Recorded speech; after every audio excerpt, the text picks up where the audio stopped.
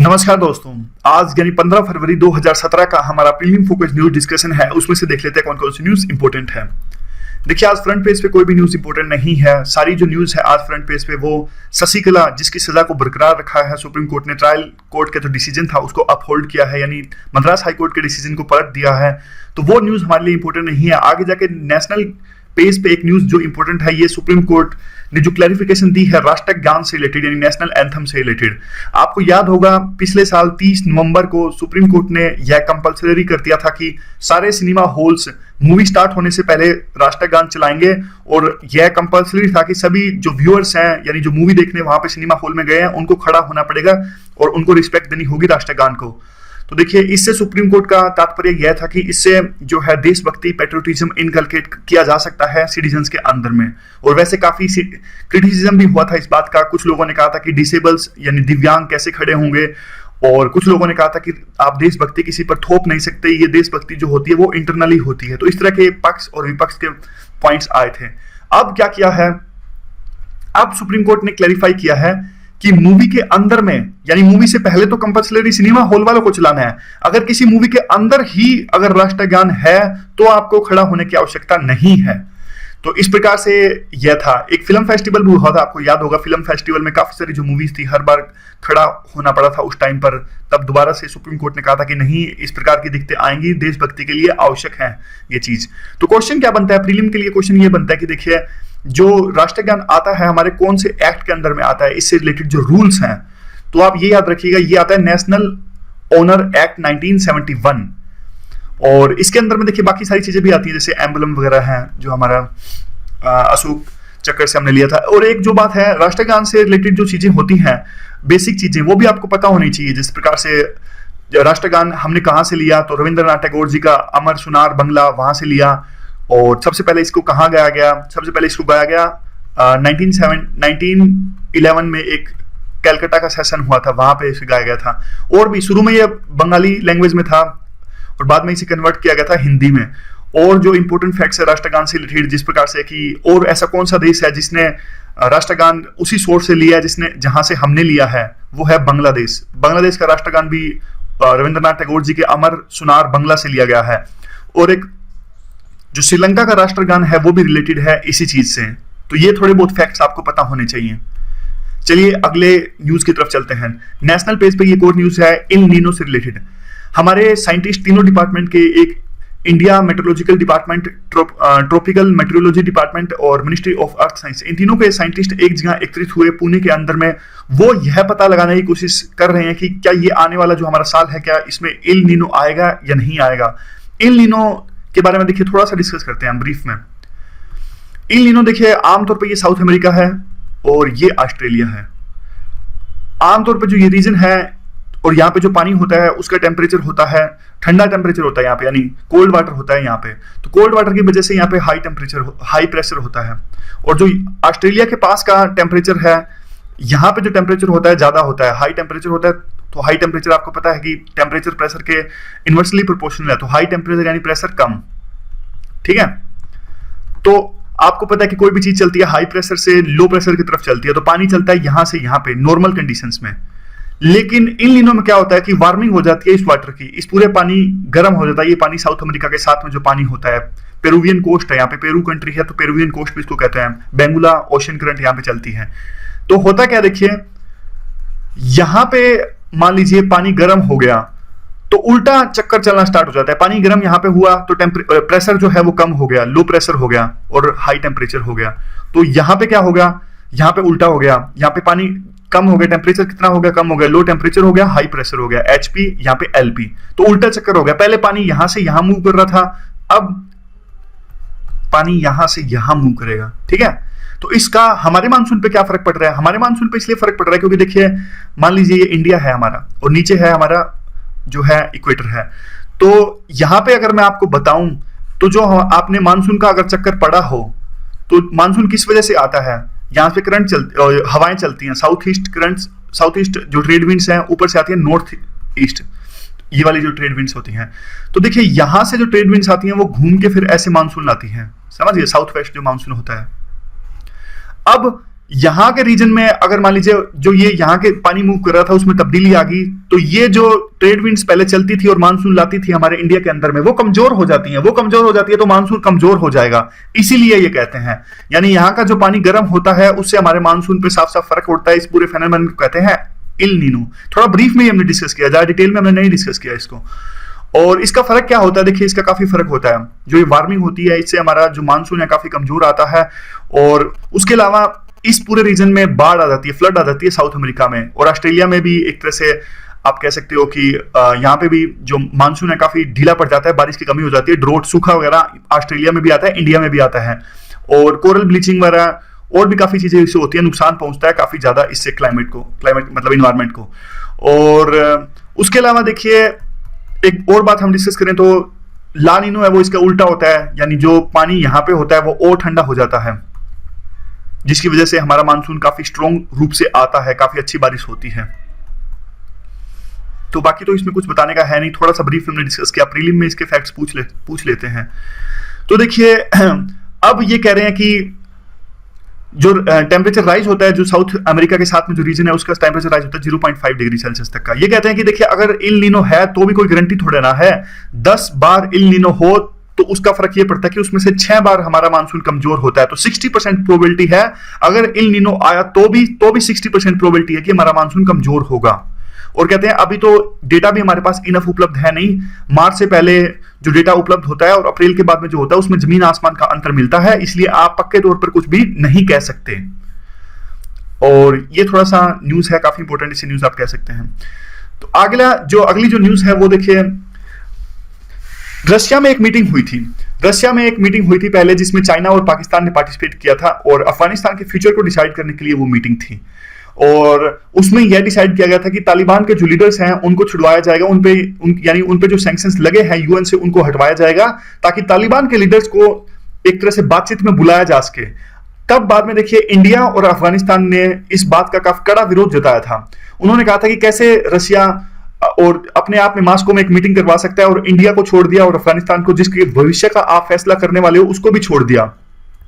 तो अब रशिया ने कहा है, मॉस्को ने कहा है कि ठीक है, और भी इसका जो दायरा है अफगानिस्तान का फ्यूचर डिसाइड करने के लिए जो मॉस्को में बातचीत हुई थी वो दायरा बढ़ाया जाएगा, और भी कंट्रीज को इसमें शामिल किया जाएगा। तो अब देखिए 6 नेशन की कॉन्फ्रेंस बन गई है, जिसमें रशिया होंगे, इंडिया होगा, ईरान होगा, पाकिस्तान होगा, चाइना होगा और अफगानिस्तान होगा। तो 6 कंट्रीज हम हैं, 1 2 3 4 5 6। और अब देखिए बात यह कि इसकी जो भूमिका है कैसे रची गई। हमने 2 बार विरोध जताया रशिया को। एक आपको याद होगा अमृतसर में हार्ट ऑफ एशिया कॉन्फ्रेंस हुई थी, अफगानिस्तान के लिए ये कॉन्फ्रेंस थी। उसमें हमारे जयशंकर थे जो हमारे फॉरेन सेक्रेटरी थे, उन्होंने रशिया के डेलीगेशन को कहा कि देखिए आप इंडिया को एक्सक्लूड कर रहे हो, ये अच्छा नहीं है। और जो दूसरी हमारे जो अभी national security advisor Ajit Doval हैं वो भी गए हैं रशिया की विजिट पर, उन्होंने भी आपत्ति जताई कि इंडिया को आप अफगानिस्तान के मुद्दे पर इग्नोर नहीं कर सकते। तो देखिए ये बात कर रहे हैं कि पिछले कुछ दिनों से रशिया है वो इंडिया को इग्नोर कर रहा है, मतलब क्योंकि देखिए इंडिया अब यूएस के साथ में जा रहा है, तो रशिया कहीं ना कहीं ऐसे स्टैंड ले रहा है जो कि इंडिया के हितों के विरुद्ध हैं। जैसे आपको मैं अगर उदाहरण दूं तो पाकिस्तान के साथ में रशिया अपने डिफेंस रिलेशंस को एकदम से आगे ले जा रहा है, और ऊपर आप उससे भी एक बड़ी बात देखिए, मसूद अजहर जो पाकिस्तानी टेररिस्ट है जिसको हम ब्लैकलिस्ट करवाने की कोशिश कर रहे हैं, जिसको चाइना बार बार ब्लॉकेट कर देता है, तो अब इसको हमने थोड़े दिन पहले जब इसको हमने ब्लैकलिस्ट करवाने की कोशिश करी थी, उस जो रेजोल्यूशन को स्पॉन्सर किया था यूएस ने, यूके ने और फ्रांस ने, लेकिन रशिया ने स्पॉन्सर करने से इनकार कर दिया था। और उससे पहले रशिया हमेशा हमारे जो इस तरह के रेजोल्यूशन होता है उसको स्पॉन्सर किया करता था। तो साफ साफ जो है तलखी दिख रही है रिलेशंस के अंदर में। और जो एक और जो पॉइंट है देखिए, अब रशिया सोचता है कि वहां पे अफगानिस्तान में तालिबान को यूज किया जाए, और हम कभी भी नहीं चाहते कि तालिबान से किसी भी तरह की बातचीत की जाए। रशिया ये सोचता है कि तालिबान को हम यूज कर सकते हैं वहां पे अफगानिस्तान में, इसके बिना आईएसआईएस के विरुद्ध में, क्योंकि अब आईएसआईएस ने भी अपने आप को एक तरह से खलीफेट आपको पता है डिक्लेयर किया अफगानिस्तान में। तो ये इसलिए 2-3 जो कारण थे हमारे रशिया के साथ में रिलेशंस अच्छे नहीं चल रहे, और बहुत कारण है, वैसे डिटेल में डिस्कस करें तो कनेक्टिविटी हमारी अच्छी नहीं है, हमारे रिलेशंस जो है यूएस के साथ बढ़ रहे हैं, हम अब उनसे हथियार नहीं खरीदते, हमने अपने इंपोर्ट को, डिफेंस इंपोर्ट को डाइवर्सिफाई कर लिया है, और काफी सारे जो ऐसे रिलेशंस हैं, काफी सारी ऐसी चीजें हैं। अब देखिए बिजनेस पेज पे जो न्यूज इंपॉर्टेंट है, ये न्यूज हमने कल भी डिस्कस करी थी, फैक्ट्री लॉ से रिलेटेड ये न्यूज है। तो हमने कल ये डिस्कस किया था कि फिलहाल जो फैक्ट्री लॉ का कानून कहता है वो कहता है कि अगर बिजली है तो 20 से ज्यादा एम्प्लॉइज, और अगर बिजली नहीं है तो 10 से ज्यादा एम्प्लॉइज वाली जो चीज होगी, वाली जो फैक्ट्री होगी, और जिसमें 10 से वाली मतलब कहने का मतलब है एम्प्लॉइज, यानी जिस फैक्ट्री में बिजली यूज हो रही है और उसमें 20 से ज्यादा एम्प्लॉइज हैं, और या फिर जिस फैक्ट्री में बिजली नहीं यूज हो रही है उसमें 10 से ज्यादा एम्प्लॉइज हैं, तो उस फैक्ट्री को रेगुलेट किया जाएगा फैक्ट्री एक्ट 1948 के अंदर से। फिर फैक्ट्री एक्ट 1948 के अंदर में देखिए काफी सारी चीजें होती हैं, उस फैक्ट्री को काफी फैसिलिटीज प्रोवाइड करनी पड़ती है, जिस प्रकार से क्रैच होना चाहिए, कैंटीन होनी चाहिए, आप कितना वेतन भत्ता है उस हिसाब से देना पड़ता है। तो ये सब चीजें हैं फैक्ट्री एक्ट में। सरकार इसको बढ़ाना चाहती है, सरकार कहती है कि देखिए बड़ी फैक्ट्रीज पे इस तरह के जो एक्ट हैं वो लागू होने चाहिए, छोटी फैक्ट्रीज पे नहीं होने चाहिए।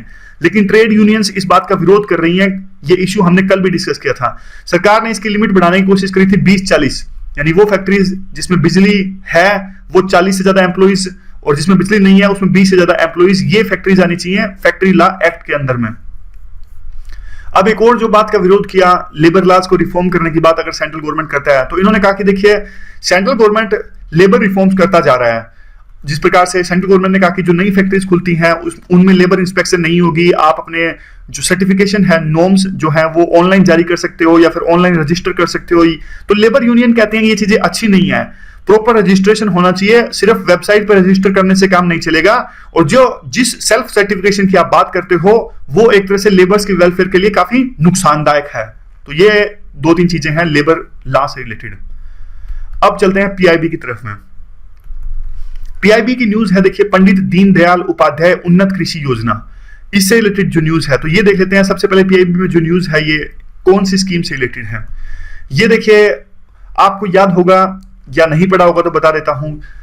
ह्यूमन रिसोर्सेज डेवलपमेंट, इन्होंने हमारी एचआरडी जो मिनिस्ट्री है उन्होंने कैंपेन चलाया था उन्नत भारत अभियान। तो ये याद रखिएगा उन्नत भारत अभियान है क्या और कौन सी मिनिस्ट्री ने चलाया था। तो उन्नत भारत अभियान एचआरडी मिनिस्ट्री द्वारा चलाया गया था। इसमें क्या करते थे, हमारे जो हायर एजुकेशन से रिलेटेड जो इंस्टीट्यूशंस हैं उनको हम जोड़ते थे आपस में, ताकि देखिए लोकल लेवल पे एक नॉलेज को क्रिएट किया जा सके। और इसी उन्नत भारत अभियान से प्रेरित होकर अब एक और अलग से स्कीम चलाई है एग्रीकल्चर मिनिस्ट्री ने, वो है पंडित दीनदयाल उपाध्याय उन्नत कृषि शिक्षा योजना। तो इस स्कीम में क्या करते हैं, इस स्कीम में सेम वैसा ही, इसमें हम एग्रीकल्चर से रिलेटेड जो इंस्टीट्यूशंस हैं उनको रूरल डेवलपमेंट को आगे ले जाने में हम एक तरह से रिसर्च पे जोर देते हैं, उनकी आपस में नॉलेज लिंकेज पे जोर देते हैं। तो यानी काइंड ऑफ जो लोकल लेवल पे रूरल इंस्टीट्यूशंस हैं उनको आपस में कनेक्ट करते हैं, चाहे वो एक तरह से एग्रीकल्चर इंस्टीट्यूशन हो या फिर कोई दूसरा इंस्टीट्यूशन हो भी। मेन हमारा मकसद यह है कि हम कृषि को हमें आगे बढ़ाना है और रूरल डेवलपमेंट को हमें आगे बढ़ाना है। तो मेन तो हमारा जो मकसद है वो है कृषि रिलेटेड इंस्टीट्यूशंस पर, लेकिन दूसरे हमारे जो भी इंस्टीट्यूशंस है उनमें अगर कृषि की ब्रांच है तो भी। तो ये इसलिए हमारा जो ये पूरा है शिक्षित करना है, हमें मेनली अपने किसानों को शिक्षित करना है। तो इसलिए इसका नाम ये है कि दीनदयाल उपाध्याय उन्नत कृषि शिक्षा योजना स्कीम आप कह सकते हैं। अब देखिए इसमें जो बात आती है इसके ऑब्जेक्टिव्स क्या हैं। ऑब्जेक्टिव्स इसके साफ साफ है कि स्किल्ड ह्यूमन रिसोर्स को क्रिएट करना है हमने विलेज लेवल पे, ताकि सस्टेनेबल एग्रीकल्चर का निर्माण किया जा सके और एग्रीकल्चर को ज्यादा ऑर्गेनिक फार्मिंग एक तरह से एम्बेडेड किया जा सके एग्रीकल्चर के अंदर में, क्योंकि ऑर्गेनिक फार्मिंग आपको पता है काफी लाभदायक होती है। दूसरा, प्रोफेशनल सपोर्ट प्रोवाइड की जाए इसके लोकल लेवल पे और गांव स्तर पर किस प्रकार से ऑर्गेनिक फार्मिंग को की जा सकता है, या फिर जो भी इससे रिलेटेड बाधाएं आती हैं किसानों को ऑर्गेनिक फार्मिंग से रिलेटेड, उन बाधाओं को दूर किया जा सके। और तीसरा जो है उन्नत भारत अभियान में विलेज लेवल पे ये क्या करते हैं, इस प्रकार के सेंटर बनाए जाएंगे जो कि किसानों की मदद करेंगे। तो ये हमारी पूरी न्यूज थी दीनदयाल उपाध्याय कृषि उन्नत योजना से रिलेटेड। इससे रिलेटेड देखिए पीआईबी में एक और भी आज ही के पीआईबी के एडिशन में एक न्यूज है, Arya attracting and retaining youth in agriculture. आपको पता है कि देखिए एग्रीकल्चर में 50% पॉपुलेशन आज भी लगी हुई है। तो एक तरह से मार्जिनलाइज्ड अनएम्प्लॉयमेंट आप कह सकते हो। मार्जिनलाइज्ड अनएम्प्लॉयमेंट क्या होती है, ये इस न्यूज से रिलेटेड नहीं है लेकिन वर्ड आया तो मैं आपको थोड़ा सा बता देता हूं। देखिए मार्जिनलाइज्ड अनएम्प्लॉयमेंट क्या होती है, जिसमें मार्जिनलाइज्ड प्रोडक्टिविटी काफी जीरो होती है। मैं बताता हूं कैसे। देखिए अभी मान लीजिए 3 एम्प्लॉय काम कर रहे हैं एक खेत के अंदर में, तो अब देखिए चौथा एम्प्लॉय ऐड हुआ लेकिन कोई ज्यादा फायदा नहीं हुआ, 5वां एम्प्लॉय ऐड हुआ कोई ज्यादा फायदा नहीं हुआ। प्रोडक्शन जितनी पहले 3 की हो रही थी उतनी प्रोडक्शन आज हो रही है, चाहे 4 एम्प्लॉइज और ऐड कर दो या फिर 5वां भी ऐड हो जाए तो भी। तो एक तरह से कहने का मतलब है कि एम्प्लॉइज आप ऐड करते जा रहे हो लेकिन प्रोडक्टिविटी नहीं बढ़ रही है। तो इस तरह की अनएम्प्लॉयमेंट को कहते हैं कि मार्जिनल अनएम्प्लॉयमेंट, जिसमें मार्जिनल प्रोडक्टिविटी जीरो है। चाहे आप कितने ही एम्प्लॉइज और डाल दीजिए, चाहे 100 एम्प्लॉय डाल दीजिए और, लेकिन खेत की प्रोडक्टिविटी तो नहीं बढ़ जाएगी ना, प्रोडक्टिविटी तो उतनी ही रहेगी। तो ये होती है मार्जिनलाइज्ड अनएम्प्लॉयमेंट। अब देखिए इसको एक और नाम भी है, कौन सा नाम वो मेरे को अभी याद नहीं आ रहा है, इसका एक और नाम है। तो अब देखिए जो आर्या स्कीम है वो है attracting and retaining youth in agriculture. तो उसी लिए ज्यादा एक तरह से अनएम्प्लॉयमेंट काफी ज्यादा है हमारे कृषि क्षेत्र में लोकल लेवल पे, तो उसको किस प्रकार से दूर किया जाए उसी के लिए स्कीम थी attracting and retaining youth in agriculture. तो माइग्रेशन को कम करने के लिए ये थी। और करना क्या था इसमें, करना तो नॉर्मल चीजें थी कि एग्रो की प्रोडक्टिविटी बढ़ाई जा सके यानी, और रूरल माइग्रेशन को रोका जा सके, तो इसीलिए ये थी। उसके अंतर्गत कृषि विज्ञान केंद्र की भी स्थापना की जाएगी, ये भी नॉलेज क्रिएट करेंगे। तो ये दोनों सिंपल साथ लगती स्कीम है, मतलब बिल्कुल सेम सी स्कीम है थोड़ी थोड़ी। पंडित दीनदयाल उपाध्याय उन्नत कृषि योजना, शिक्षा योजना, और दूसरी थी हमारी आर्या। चलिए अगली न्यूज की तरफ चलते हैं।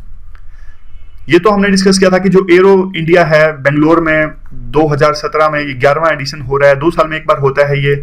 इसमें जो डिफरेंट डिफेंस फोर्सेज होती हैं यानी दूसरे देशों की और हमारी खुद की भी जो फोर्सेज है वो अपने जो डिफेंस जो इक्विपमेंट्स हैं, खास करके ये एयरफोर्स से रिलेटेड उसका प्रदर्शन करते हैं, अपनी पावर का प्रदर्शन करती हैं जो एयरफोर्स जो होती हैं। इस साल बेंगलोर में हो रहा है ये।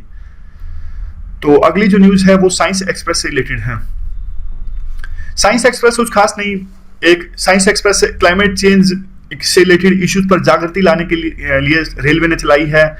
और पहले इसका नाम साइंस एक्सप्रेस था, अब इसे रीडिजाइन करके और स्पेशल क्लाइमेट चेंज से रिलेटेड इशू के लिए इसे चलाया गया है। तो रीडिजाइन होकर इसका नाम हो गया है SECAS। तो बस यही है, और कोई खास इसमें नहीं है। नाम पूछेंगे तो साफ साफ ये पूछ सकते हैं SECAS एक्सप्रेस जो चलाई गई थी वो किससे रिलेटेड चलाई गई थी, क्या वो साइंस से रिलेटेड, क्या क्लाइमेट चेंज से रिलेटेड, या फिर वुमेन से रिलेटेड, चाइल्ड से रिलेटेड। तो हमें ये याद रखना है बस ये क्लाइमेट चेंज से रिलेटेड चलाई गई थी, इस इश्यू पर जागृति पैदा करने के लिए। आगे आज की जो हमारी स्कीम है वो है वन बंधु कल्याण योजना। तो ये वन बंधु कल्याण योजना है क्या, देखिए 2014 में इसे चलाया गया था और मिनिस्ट्री कौन सी थी, ट्राइबल अफेयर ने मिनिस्ट्री ने इसे चलाया था। सेंट्रल स्पॉन्सर्ड ये स्कीम है। तो तीनों फैक्ट आप याद रखिएगा, मिनिस्ट्री कौन सी, ट्राइबल अफेयर्स। स्कीम किसकी है, स्टेट की या सेंटर की, सेंट्रल स्पॉन्सर्ड ये स्कीम है। तो करते क्या है, देखिए इसमें मुख्यतः एक ही चीज हम करते हैं, कन्वर्जेंस लाते हैं और आउटकम बेस्ड अप्रोच ये स्कीम है। तो कैसी ये दो चीजें हैं, दो चीजें ऐसी हैं कि देखिए काफी सारी स्कीम्स चला रहे हैं हमारी स्टेट गवर्नमेंट भी और सेंट्रल गवर्नमेंट भी, तो काफी सारी स्कीम्स चला रही हैं, तो लेकिन उसमें कन्वर्जेंस नहीं है। कन्वर्जेंस का मतलब कोई कन्फ्लिक्ट्स आपस में पैदा होते हैं, कई बार रिडंडेंसी पैदा होती है। तो जरूरी ये है कि ट्राइबल से रिलेटेड जितनी भी स्कीम्स लाई गई हैं उनको कन्वर्ज किया जाए और उनको आउटकम बेस्ड बनाया जाए। आउटकम बेस्ड कैसे, देखिए कई बार हमारा मेन मकसद होता है कि ट्राइबल्स में जैसे एक तरह से सैनिटेशन को कम करना या फिर मालन्यूट्रिशन को कम करना। अब मैटर ये नहीं करता कि आपने क्या स्कीम्स चलाई, कितने फंड्स एलोकेट किए, मैटर ये करता है कि आपकी आउटकम कितनी आई, क्या वास्तव में आप मालन्यूट्रिशन को कम कर सके ट्राइबल्स के अंदर में। तो ये सबसे ज्यादा मैटर करता है। तो उसी चीज इन सब चीजों में कन्वर्जेंस लाने के लिए या फिर मॉनिटरिंग के लिए आउटकम बेस्ड अप्रोच बनाने के लिए ये स्कीम है वन बंधु कल्याण योजना। 2014 में इसे चलाई गई थी, सेंट्रल स्पॉन्सर्ड ये स्कीम है, ट्राइबल अफेयर मिनिस्ट्री द्वारा ये चलाई गई थी। आज की जो हमारी इन्वायरमेंट ऑर्गेनाइजेशन है वो है साविन आप कह सकते हैं इसको, south Asia wild life enforcement network. ये क्या है, देखिए ये तो हमारे जो साउथ एशिया के देश हैं, कौन कौन से, ये सारे हमारे देश, अफगानिस्तान, इंडिया, पाकिस्तान, नेपाल, भूटान, बांग्लादेश, श्रीलंका, मालदीव, 4 कंट्रीज हैं ये सारे के सारे। यहां पे देखिए वाइल्ड लाइफ की जो ट्रैफिकिंग होती है ना, स्मगलिंग, वो बहुत ज्यादा होती है। वाइल्ड लाइफ से रिलेटेड मान लीजिए लियोपर्ड मान लीजिए, टाइगर मान लीजिए, तो इन चीजों की स्मगलिंग होती है। तो अब ये सारे देश 8 देश एक साथ आए हैं और इन्होंने एक ऑर्गेनाइजेशन का निर्माण किया जिसका नाम है साविन। ये आपस में कोऑर्डिनेट करेंगे कि स्मगलिंग से रिलेटेड जो क्राइम होते हैं उनसे रिलेटेड चीजों पर कोऑर्डिनेट करेंगे। ये 8 कंट्री सार्क से रिलेटेड जो कंट्रीज हैं, तो इसीलिए इसे बनाया गया था। तो और इसमें ज्यादा कुछ भी नहीं है। 2011 में इसको लॉन्च किया गया था और बाकी तो हार्मोनाइज और पूरे क्षेत्र में वाइल्ड लाइफ की स्मगलिंग ना हो, कोऑर्डिनेशन और ये सब चीजें जो नॉर्मल बातें होती हैं। मेन मकसद आपको पता होना चाहिए कि इसका मकसद है क्या, तो क्राइम से रिलेटेड चीजों पर कोऑर्डिनेशन करने के लिए, कोऑपरेशन करने के लिए, ताकि वाइल्ड लाइफ से रिलेटेड चीजों पे कोऑपरेशन बना रहे और वाइल्ड जो क्राइम है वो उसको रोका जा सके। आगे देखिए आर्टिकल नंबर 22 हमारा है संविधान का। आर्टिकल नंबर 22 क्या कहता है, ध्यान से सुनिएगा, इंपॉर्टेंट ये आर्टिकल है। 22 नंबर आर्टिकल कहता है कि आप किसी को भी गिरफ्तार नहीं कर सकते बिना उसको कारण बताए, यानी पुलिस गिरफ्तार नहीं कर सकती किसी को भी बिना कारण बताए। पहले बताना होगा कि आपको इसलिए गिरफ्तार किया जा रहा है और उस जिस बंदे को गिरफ्तार कर रही है पुलिस, उसके पास में पूरा अधिकार रहेगा संविधान के अनुसार कि वो कंसल्ट कर सकें, अपने वकील से कंसल्ट कर सकें, अपने पसंद के वकील से वो कंसल्ट कर सकें। अगर गिरफ्तार किया जाता है, अगर मान लीजिए पुलिस ने बता दिया कि कारण भी बता दिया आपको इस कारण गिरफ्तार किया जा रहा है और वकील से कंसल्ट भी हो गया, तो ये रूल है कि पुलिस को 24 घंटे के अंदर अंदर मजिस्ट्रेट के पास में पेश करना होगा सो कॉल्ड पर्सन जिसको गिरफ्तार किया गया है। और इसमें 24 घंटे के अंदर में वो टाइम काउंट नहीं होता, यानी जर्नी टाइम है काउंट नहीं होता। मान लीजिए मुजरिम को गिरफ्तार किया गया चेन्नई में, लेकिन उसको पेश करना है दिल्ली के अंदर में, तो अब ऐसा नहीं है कि आप बीच में ट्रेन से आ रहे हो तो बीच में वो टाइम भी ऐड कर दो, क्योंकि चेन्नई से दिल्ली अगर ट्रेन में आ रहे हैं तो आने में ही 36 घंटे लग जाएंगे, तो ये टाइम नहीं काउंट करेंगे। यानी जर्नी का, यानी जो जर्नी का टाइम होता है वो काउंट नहीं करते, ट्रांजिशन टाइम काउंट नहीं करते। वैसे किसी भी अगर पर्सन को गिरफ्तार किया गया तो उसे 24 घंटे के अंदर अंदर में मजिस्ट्रेट के सामने पेश करना होता है। और इसमें जो हमारे एनिमी एलियन कंट्री है, अगर उसके किसी नागरिक को गिरफ्तार किया गया है तो ये सारी चीजें आर्टिकल नंबर 22 आर्टिकल के पहले और दूसरे पार्ट में जो लिखी गई है वो एप्लीकेबल नहीं होंगी। तो कहने का मतलब ये है कि हमारे एनिमी कंट्री जैसे कि पाकिस्तान का अगर किसी नागरिक को हम हमारे देश में गिरफ्तार करते हैं तो हमें बताने की भी आवश्यकता नहीं है कि आपको किस लिए आपको गिरफ्तार किया गया है, और उनको यह भी जरूरत नहीं है कि पुलिस 24 घंटे के अंदर अंदर उनको मजिस्ट्रेट के सामने पेश करे। तो एग्जाम्पशन है एनिमी कंट्री के नागरिकों, यानी जैसे कि पाकिस्तान के नागरिक, उनके लिए एग्जाम्पशन है। अगली जो बात है देखिए वो है प्रिवेंशन ऑफ डिटेंशन। देखिए अब पहली एग्जाम्पशन तो ये होगी, अब दूसरी एग्जाम्पशन ये है कि एक चीज होती है प्रिवेंटिव डिटेंशन। प्रिवेंटिव डिटेंशन क्या होती है, जैसे मैं आपको देखिए एग्जांपल देता हूं। जम्मू कश्मीर में क्या होता है, जम्मू कश्मीर में आपने देखा होगा कि सेपरेटिस्ट को नजरबंद कर देते हैं, यानी प्रिवेंटिव डिटेंशन उनकी हो जाती है जम्मू कश्मीर में। तो प्रिवेंटिव डिटेंशन के अकॉर्डिंग अगर सरकार को लगता है, अगर पुलिस को लगता है कि ये पर्सन कि किसी भी प्रकार से लैंड ऑर्डर के लिए प्रॉब्लम क्रिएट कर सकता है, तो पुलिस क्या करती है, प्रिवेंशन रखते हुए उस बंदे को डिटेंशन में ले लेती है, यानी गिरफ्तार कर लेती है। अब ये चीज, ये कंसेप्ट है, याद रखिएगा प्रिवेंटिव डिटेंशन कंसेप्ट होता क्या है। यानी अगर पुलिस को लगता है कि कोई पर्सन भविष्य में जाके, यानी आने वाले 2-3 दिनों में ये लैंड ऑर्डर के लिए खतरा पैदा हो सकता है, तो पुलिस उसको डिटेंट कर लेती है, यानी डिटेंशन उसकी कर लेती है। तो अब कहने का मतलब ये है कि ये दोनों एग्जाम्पशंस हैं। अगर प्रिवेंटिव डिटेंशन हुई है तो भी उनको एक तरह से 24 घंटे के अंदर में मजिस्ट्रेट के सामने पेश करने की जरूरत नहीं होती। 3 महीने के लिए एक बार प्रिवेंटिव डिटेंशन हो सकता है, और 3 महीने के बाद में पुलिस को बढ़ाना हो तो पुलिस को अनुमति लेनी होगी एडवाइजरी बोर्ड की। एडवाइजरी जो बोर्ड होता है उसमें हाई कोर्ट के जजेस होती हैं, यानी किसी भी बंदे को प्रिवेंटिव डिटेंशन के तहत में 3 महीने तक रोका जा सकता है, पुलिस गिरफ्तार करके जेल में रख सकती है। लेकिन 3 महीने के बाद में अवधि बढ़ानी है तो एक एडवाइजरी बोर्ड से अनुमति लेनी होगी, और उस एडवाइजरी बोर्ड में जजेस होंगे हाई कोर्ट के। अब एक और जो इंपॉर्टेंट पॉइंट आता है वो क्या है इसमें, वो ये है कि देखिए जो प्रिवेंटिव डिटेंशन करते हैं बताना तो उसमें ही पड़ेगा, कम्युनिकेट करना पड़ेगा कि किस लिए आपको, किस ग्राउंड्स पे आपको किया जा रहा है। अब आगे जो सारे पॉइंट्स हैं वो ये कहते हैं कि देखिए सारे फैक्ट्स नहीं बता सकते, एग्जाम्पशंस हैं काइंड ऑफ 6-7 जो पॉइंट्स हैं वो एग्जाम्पशंस हैं कि अगर कोई देखिए नेशनल सिक्योरिटी से रिलेटेड कोई चीज आती है, फिर पब्लिक इंटरेस्ट से कोई रिलेटेड चीज आती है, तो सारे के सारे कोई जरूरी नहीं कि पुलिस जिस बंदे की प्रिवेंटिव डिटेंशन की गई है कि उसको सारे फैक्ट्स डिस्क्लोज किए जाएं। और इन सब चीजों पे, प्रिवेंटिव डिटेंशन चीजों पे कानून कौन बनाता है, कानून बनाती है हमारी पार्लियामेंट। पार्लियामेंट सब कुछ डिसाइड करती है कि आप कितने महीनों तक प्रिवेंटिव डिटेंशन किसी बंदे का किया जा सकता है, और क्या किस ग्राउंड्स पर जो एडवाइजरी बोर्ड है वो बढ़ा सकती है उसकी अवधि, या फिर कितने मैक्सिमम कितने साल हो सकते हैं, मिनिमम कितने महीने हो सकते हैं। तो वो सारी चीजों से डील करती है हमारी पार्लियामेंट। तो ये आर्टिकल नंबर 22 था, इंपॉर्टेंट था ये। और आज के देखिए अगस्त के हमारे करंट अफेयर है वो देख लेते हैं। तो अगस्त में देखिए एक डोमेस्टिक सिस्टमेटिकली इंपॉर्टेंट बैंक्स यानी DSIBS, इनको बनाने का नोटिफिकेशन जारी करी थी आरबीआई ने एक तरह से। देखिए ये वो बैंक्स होते हैं, आपके मन में आया होगा कि कौन से बैंक्स ये होते हैं, DSIBS वो बैंक्स होते हैं, वो होते हैं टू बिग टू फेल। जैसे आपको पता होगा हमारा विश्वास जो है SBI पर काफी ज्यादा है, क्यों? क्योंकि हमें पता है ये सरकारी बैंक है, अगर कल को ये फेल हुआ भी तो सरकार हमें हमारा पैसा देगी, इसलिए हमें इन पे विश्वास है।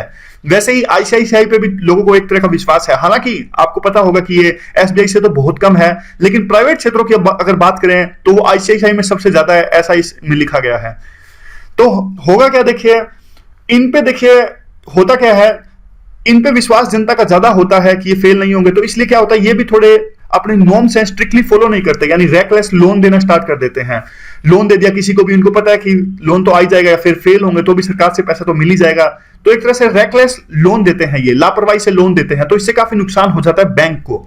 तो अब आरबीआई ने क्या है, इनको DISBS को दर्जा दिया है, तो इसका मतलब इनको एक्स्ट्रा नॉर्म्स फॉलो करने पड़ेंगे कि आपको थोड़ा ज्यादा पैसा जमा करवाना पड़ेगा आरबीआई के अंदर में, क्योंकि डर है कि आप लोन वगैरह काफी ज्यादा देते हो, जनता का आपको विश्वास है, इसलिए आपका फेल होने का डर ज्यादा है, तो इसलिए आप ज्यादा बाकी बैंकों से भी ज्यादा एक प्रकार से आप सतर्कता बरतें, और बाकी जो चीजें बेसल नॉर्म्स वगैरह हैं, जो CRR SLR है, उसके अलावा आप और भी ज्यादा सावधानी बरतें और आरबीआई के नॉर्म्स को फॉलो करें, ताकि आप एक तरह से लापरवाही से लोन ना दो। तो ये पूरा एक तरह से इशू था SIBS का, DSIBS का। तो आरबीआई ने दो को ये बनाया, DSIBS, ये याद रखिएगा, एक SBI, दूसरा ICICI। तो पब्लिक में था SBI और प्राइवेट में था ICICI। एक जो हमारी और इंपॉर्टेंट न्यूज है वो इनलैंड वाटरवे से रिलेटेड है।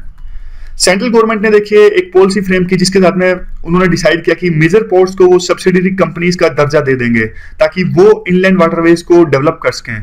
तो देखिए, अगर वो इन मेजर पोर्ट्स को अगर सब्सिडियरी कंपनी का दर्जा देके अगर वाटरवे को बढ़ाने के लिए कहा जाता है, तो काफी इसमें योगदान दे सकते हैं, क्योंकि आपको पता है कि जो पोर्ट्स हैं काफी ज्यादा एक्सपोर्ट और इंपोर्ट यहाँ पे होता है। अगर ऐसा किया जाएगा तो लॉजिस्टिक की जो कॉस्ट है सामान को उतारने चढ़ाने के लिए और कनेक्टिविटी बढ़ाने के लिए दूसरे देशों के साथ में, जहां से हमारा इंपोर्ट एक्सपोर्ट होता है, वो लॉजिस्टिकली कॉस्ट जो है वो काफी कम हो जाएगी।